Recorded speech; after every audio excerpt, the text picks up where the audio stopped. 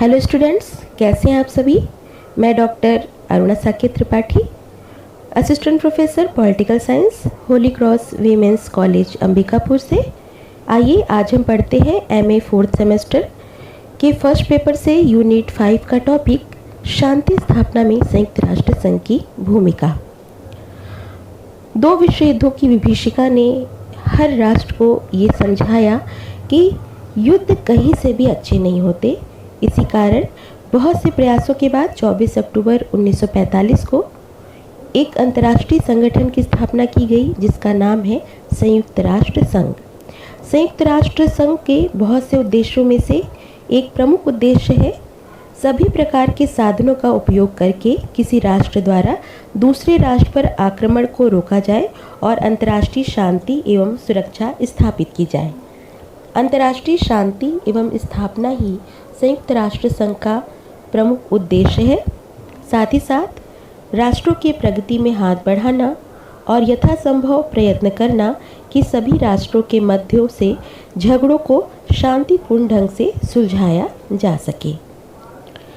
इसी कारण 21 सितंबर को विश्व शांति दिवस के रूप में संयुक्त राष्ट्र संघ के द्वारा मनाया जाता है।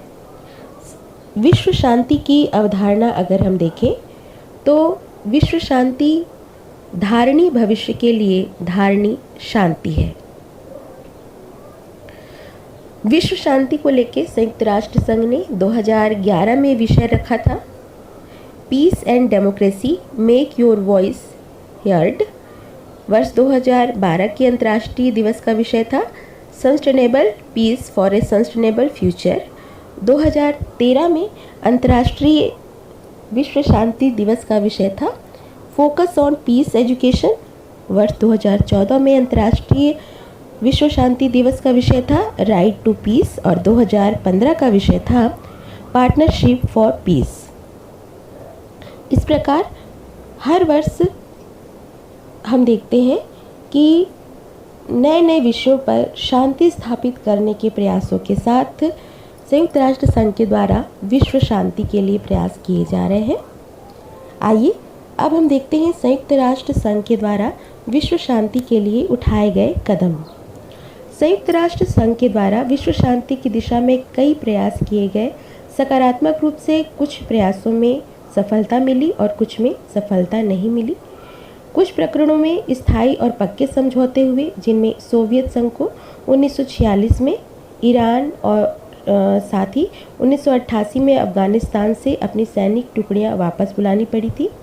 इंडोनेशिया को 1950 में एक स्वतंत्र राज्य के रूप में स्थापना, साथ ही साथ यहाँ के संकट का हल करना। 1990 में नामीबिया की स्वतंत्र सरकार की स्थापना के पश्चात नामीबिया विवाद भी हल हो गया। लेबनान, सीरिया और स्वेज संकट के संयुक्त राष्ट्र संघ के ऐसे कार्य हैं जिसमें संयुक्त राष्ट्र संघ के हस्तक्षेप के कारण ब्रिटिश और फ्रेंच सैनिक टुकड़ियों की वापसी हुई। 1908 में बर्लिन संकट संयुक्त राष्ट्र संघ से हटकर सीधे संपर्क के आधार पर आया था और बाद में संयुक्त राष्ट्र संघ के प्रयासों से ही हमको देखने को मिलता है कि इसमें सुधार हुआ। हालांकि ये संकट जो है ये बहुत पहले का रहा है। 1946 का कोरफू चैनल विवाद इसी श्रेणी में आता है। संयुक्त राष्ट्र संगठन के योगदान के कारण ही कश्मीर एवं फिलिस्तीन जैसे देशों के लड़ाई झगड़े कम हुए, फिर भी कोई समझौता नहीं हो पाया।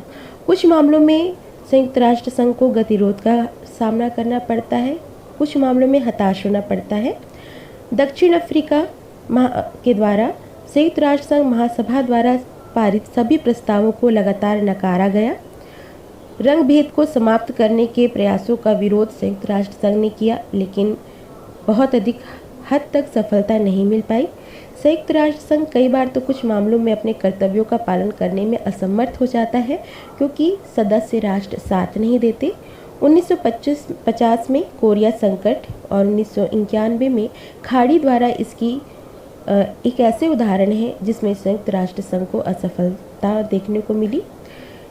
कई जगह कई राष्ट्रों में संयुक्त राष्ट्र संघ ने शांति सेना भेजी और हर्ष की बात है कि भारत इसमें अग्रणी भूमिका निभाता है जब भी शांति सेना की बात होती है। संयुक्त राष्ट्र संघ के द्वारा किए जाने वाले गतिविधियों के परिणाम स्वरूप ही कई बार संयुक्त राष्ट्र संघ को अन्य राष्ट्रों के मध्य में समझौता कराने में सफलता मिलती है और कई बार उसे असफलता का सामना करना पड़ता है। संयुक्त राष्ट्र संघ के द्वारा सामूहिक सुरक्षा, निशस्त्रीकरण, मानव अधिकार की स्थापना, ये कुछ ऐसे प्रयास हैं जिसके द्वारा अंतर्राष्ट्रीय स्तर पर शांति स्थापित करने की कोशिश की जा रही है। संयुक्त राष्ट्र संघ अपनी स्थापना से लेकर वर्तमान समय तक लगातार अपने प्रयासों से विश्व शांति स्थापित करने का प्रयत्न कर रहा है।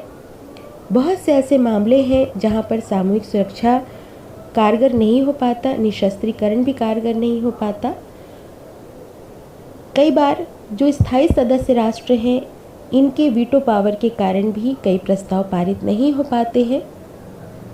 अमेरिका के वर्ल्ड ट्रेड सेंटर पर आक्रमण होने के पश्चात अमेरिका के द्वारा की जाने वाली कार्रवाई भी कहीं न कहीं इस बात का प्रमाण है कि जो स्थायी सदस्य राष्ट्र हैं, जो विकसित राष्ट्र हैं, जो बड़े राष्ट्र हैं, वो संयुक्त राष्ट्र संघ के द्वारा की जाने वाली कार्यवाहियों का कई बार सही ढंग से जवाब नहीं देते, सही ढंग से साथ नहीं देते।